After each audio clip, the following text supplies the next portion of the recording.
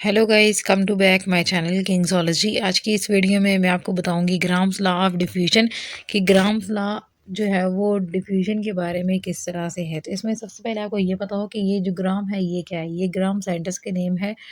और जो डिफ्यूजन है, डिफ्यूजन वो प्रोसीजर है जिसमें टू गैसेस जो होती हैं वो सडनली मिक्स होती हैं और उसके दरमियान उनकी काइनेटिक एनर्जी को भी हम देख लेते होते हैं। उनकी जो कोलिजन है आपस में उसको देखते हैं, उनके मॉलिक्यूल्स का साइज़ देखते हैं, वॉल्यूम देखते हैं। ये सारा कुछ हम डिस्कस करते हैं, तब जाके हमें पता लगता है कि इसकी डिफ्यूजन का रेट क्या होगा, डिफ्यूजन कैसे होगी। तो ग्राम्स लॉ ऑफ डिफ्यूजन जो है वो भी कुछ इसी तरह से ही है। उसके लिए हमें सबसे पहले डिफ्यूजन समझनी होगी कि डिफ्यूजन क्या है, और फिर उसके बाद जो है ना वो हम लॉ जो है उसको डिस्कस करेंगे कि लॉ किस तरह से दिया गया था और क्या क्या चीज़ इसमें एक्सप्लेन की गई थी। तो वीडियो को स्टार्ट करने से पहले मेरे चैनल किंग्सोलॉजी को सब्सक्राइब करें। अगर आपको वीडियो अच्छी लगती है तो इसको लाइक करें एंड शेयर करते स्टार्ट करते हैं। वीडियो देखें कि यहाँ पे हमारे पास 2 बॉक्सेस हैं, एक ए बॉक्स है, एक बी बॉक्स है। आप इसको जो है ना इसको ए बोल लो और इसको बी बोल लो। तो यहाँ पे ये दो मतलब डिफरेंट गैसेस हैं और इनके जो मॉलिक्यूल्स हैं या फिर इनके जो पार्टिकल्स हैं उनका साइज़ भी डिफरेंट है। हम क्या करेंगे कि हम इन दोनों के दरमियान में ये आप देखें कि यहाँ पे लगा हुआ है सेप्टा। इस सेप्टा को यहाँ से रिमूव करेंगे। जब रिमूव करेंगे तो ये क्या होगा, ये इस तरह से आपस में दोनों गैसेस मिक्स हो जाएंगी और देखें कि अब जो ब्लैक वाले होंगे वो इनके अंदर मिक्स हो गए हैं ब्लू वालों के अंदर। तो इस तरह से ये पूरा जो है ना ये मतलब एक तरह की कोलिजन हुई है। उनके दरमियान काइनेटिक एनर्जी उनकी बड़ी है और एक दूसरे के साथ वो मूव करके गए हैं। उनकी स्पीड थी, एक ख़ास किस्म की वेलोसिटी थी जिसके साथ वो मूव करके गए हैं। तो अब ये जो है ना ये सारा क्या है, ये सारा प्रोसीजर है डिफ्यूजन, जिसमें दो गैसेस जो होती हैं वो सडनली आपस में मिक्स हो जाती हैं। और इसमें उनकी वही बात कि काइनेटिक एनर्जी ज़्यादा हो जाएगी, उनके मॉलिक्यूल्स हैं वो मूव करके जाएँगे, उनका रेट होगा एक, ये सारा कुछ। तो अभी जो ग्राम्स लॉ है उसने इसी डिफ्यूजन के बारे में बताया। उसने कहा कि जो रेट ऑफ डिफ्यूजन है, मतलब अब ये सारी चीज़ें जो है ना ये आपस में मिक्स हुई हैं। तो अब ये मिक्स कैसे हुई हैं, उस रेट ऑफ डिफ्यूजन को उसने चेक करने के लिए कहा कि हम इसको चेक जो है ना वो कर सकते हैं वो इस तरह से कि आप जो है ना रेट ऑफ डिफ्यूजन को एक साइड पे रखो, जैसे कि ये रखा, दरमियान में उसका जो है ना प्रोपोर्शन लो। ये वाला जो साइन है जिसको हम इस तरह से लिखते हैं, ठीक है, तो ये प्रोपोर्शन का साइन होता है। तो इसको जो है ना आप प्रोपोर्शन करो इसका डी के साथ, क्योंकि जो डी है वो क्या है, वो डेंसिटी है। और ये क्या है इसमें अंडर रूट जो डेंसिटी है वो इसके इन्वर्सली प्रोपोर्शनल होती है। मतलब ये कि किसी भी गैस के डिफ्यूजन का जो रेट है वो डिपेंड करेगा डेंसिटी के ऊपर कि डेंसिटी कितनी थी, उसका मैस कितना था, उसका वॉल्यूम कितना था। ये सारा जो है ना वो उसके ऊपर डिपेंड कर रहा होता है। तो अभी जो है वो हम सारा स्टार्ट करते हैं। देखें कि सबसे पहले आपको ये पता हो कि डेंसिटी क्या होती है। डेंसिटी को फाइंड करने के लिए हमारे पास जो फार्मूला होता है वो होता है एम ओवर वी। एम मतलब मेस और वी मतलब वॉल्यूम। तो अभी हमने ये देखना होगा कि अब देखें कि आपके पास ये दो गैसेस थी, एक ए वाली थी और एक बी वाली थी। तो ये समझ लें ये ए वाली है और ये वाली बी वाली है।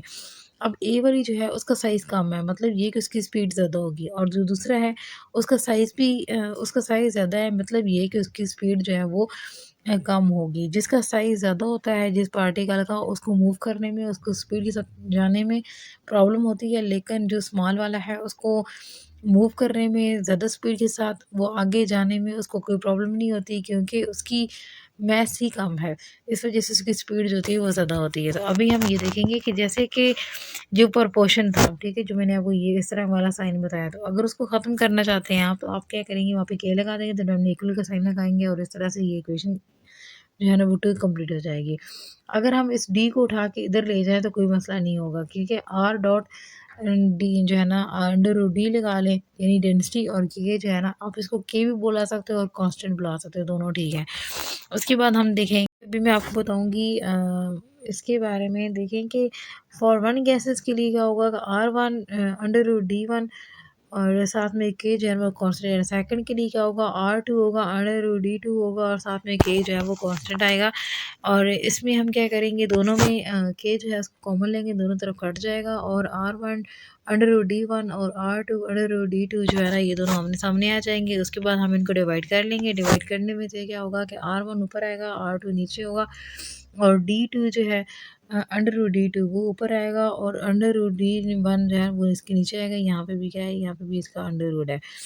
तो उसके बाद हम ये देखते हैं कि जो डी है डेंसिटी, उसको वो क्या कर देगा, इक्वल कर देगा मोलर मास के। मोलर मास के इक्वल करने का मकसद ये है कि हम डेंसिटी अगर फाइंड करते हैं किसी भी गैस की, तो उसके लिए हमें मास भी चाहिए, उसका वॉल्यूम भी चाहिए कि उसने वॉल्यूम कितना ऑक्यूपाई किया है। तो इससे क्या होगा कि इससे ज़्यादा प्रॉब्लम क्रिएट हो सकती है। उससे बेहतर है कि आप क्या करें, जस्ट मोलर मास फाइंड करें और जो भी गैसेज़ हैं उनकी डिफ्यूजन का रेट जो है ना वो इजीली निकाल सकते हैं। R1 ऊपर रखेंगे, R2 नीचे रखेंगे और ऊपर जो है ना अंडर रूट M2 जो है मोलर मास, उसको ऊपर रखेंगे और अंडर रूट M1 जो है उसको नीचे रखेंगे। ये जो 1 और 2 1 2 हम जो बार बार यूज़ कर रहे हैं, ये for one gas and for second gas है, ठीक है। हमारे पास दो गैसेस हैं अलग अलग, और उनकी वजह से ये सारा काम जो है ना ये हो रहा है। तो ये सारा कुछ आपको तब समझ आएगा जब मैं आपको एक एक बहुत बड़ी एग्जांपल इसकी समझाऊंगी। उस एग्जांपल से ये सारी चीज़ें आपकी जो है ना वो क्लियर हो जाएगी, सारी कन्फ्यूजन जो है वो आपकी दूर हो जाएगी।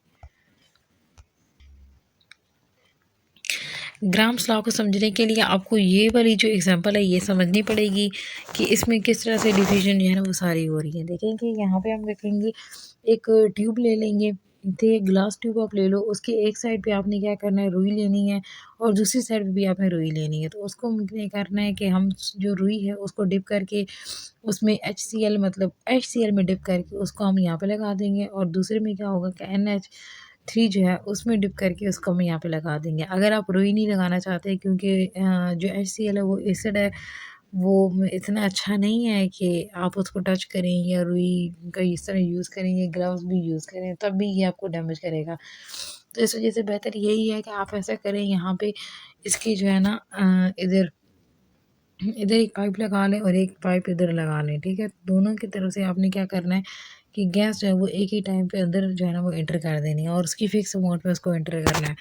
तो हम क्या देखेंगे कि जो NH3 है वो इतना फासला तय करके आएगी, इतने डिस्टेंस कवर करके आएगी, जो HCl है वो इतने कवर करके आएगी, और जहाँ पे ये दोनों मिक्स होंगे, ये वाला जो पॉइंट है, ठीक है, वहाँ पे क्या होगा, वाइट क्लाउड बन जाएगा, और ये टोटल हमने 100 सेंटीमीटर की लेनी है।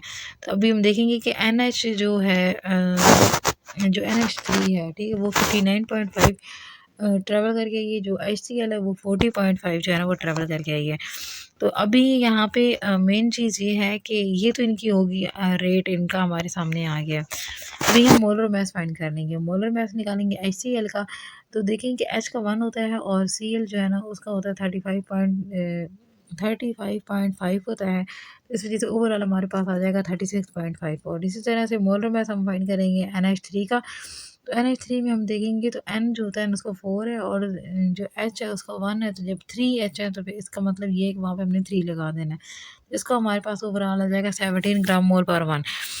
तो इन दोनों को हमने रखना है, और उसके बाद इसी के अकॉर्डिंग आगे हमने सारी इक्वेशन जो है उसको सॉल्व करना है।